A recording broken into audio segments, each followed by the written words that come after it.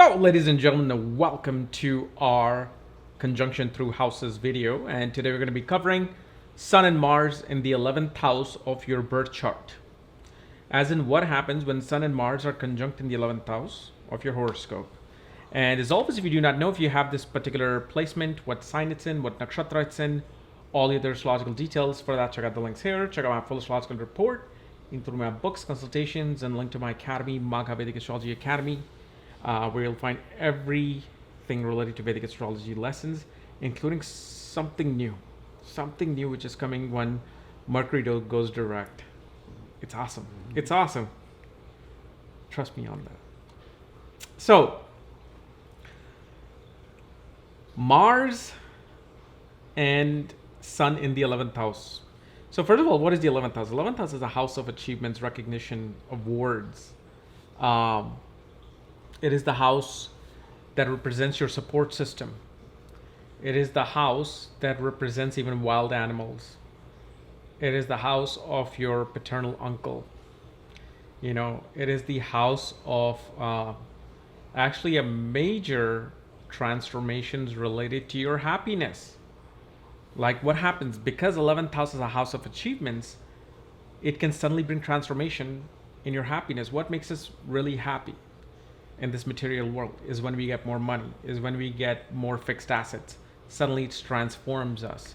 I mean, there's many things related to the 11th house. I could repeat like 30 different key points for the 11th house. But you've got Sun Mars here. And when you have Sun Mars here, okay, there is first of all, a person most definitely, either the person's elder sibling will create some interruption in attaining property for this individual, or the elder sibling may have struggles of their own in trying to attain property. The other thing we see is that this person will be, at least once or twice in their life, will be enticed to take unaccounted wealth or hidden wealth or money through hidden sources. Because you got to remember, whenever Mars or other malefic planets come into the 11th house, the sources of income can become corrupt. And they can be disguised over a much more benevolent attitude of life. A person can look very benevolent, but they could be attaining source through different means. You know, unless of course, you know, Jupiter aspects then becomes Amrit. It kind of nullifies those effects. And one thing you will also see is that this person's, first of all, their firstborn child will somehow find recognition, award through the government. Not themselves, you know, unless we see the whole chart. But right now, we can clearly see that your firstborn child will receive a distinction with government. Some award will be happening on some kind of a platform. And usually these people become leaders in a committee, leaders in some organized committee which is away from corporate world. It can be corporate world as well. You know, don't get me wrong. I mean, let's say, for example, if somebody's an Aries ascendant with this particular chart, or somebody, let's say, is a Libra ascendant, they can definitely become executive vice presidents with this particular position. But they usually like to fight for some cause, fight for some political cause, some, what do you call?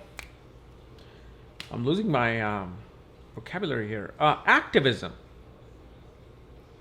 And one thing we also see, usually a female either has a C-section or they have a long pregnancy. Usually you will see a woman always will have epidural, given an epidural with this particular placement of Mars and Sun. I've also seen, whether it's male or female, doesn't matter. They're very active, either only if Mars is alone, that may not do it actually. If Mars is alone in the 11th house, don't think it's going to do it. It may not, because I've seen many times. But when Mars and Sun are here, a person actively takes part in sports. And they make their education fun. They make their education very lively. They like to learn things in a very peculiar, fun way. You will also see in high school days, these people can be either class clowns or they can actually be one of those arrogant jocks. Like they're the ones who are the cool kid and they'll make fun of everybody in the school. You'll get those particular position. And one thing we'll see is that this person will have a major difference of opinion or fight related to family money. Okay. But like I said, they succeed in attaining hidden sources of wealth, secret sources of wealth. And usually this person gets prone to fevers. They are prone to illnesses, especially related to high temperature, fever, cuts, burns. But one of the other thing you will also see is that they will always defeat their enemies. Anytime debt comes in, no matter how much debt they have, debt gets resolved. One way or the other, debt gets resolved for these individuals. But one thing is also you will see, they will create many enemies in their workspace. They will create many enemies in their workspace because of their attitude towards work, because this person naturally kind of exuberates leadership quality.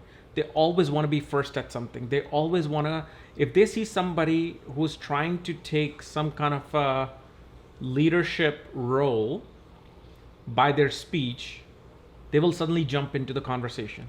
And you know what? This is how it's done as well. And this doesn't matter whatever sign. It could be from Aries to Gemini to Taurus to Sagittarius, whatever sign. It will be there. You can get more flavor from signs like if it's in Gemini, then they'll be extremely direct and obnoxious in their communication and jumping into situations.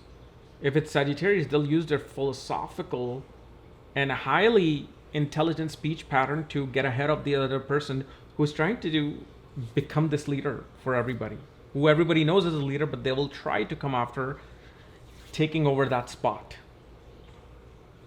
So, this is a conjunction that does provide status, that does provide a leadership position. But the thing is, there's going to be some peculiar hidden facts that one may not get to understand just by knowing the person or just even by reading their biography.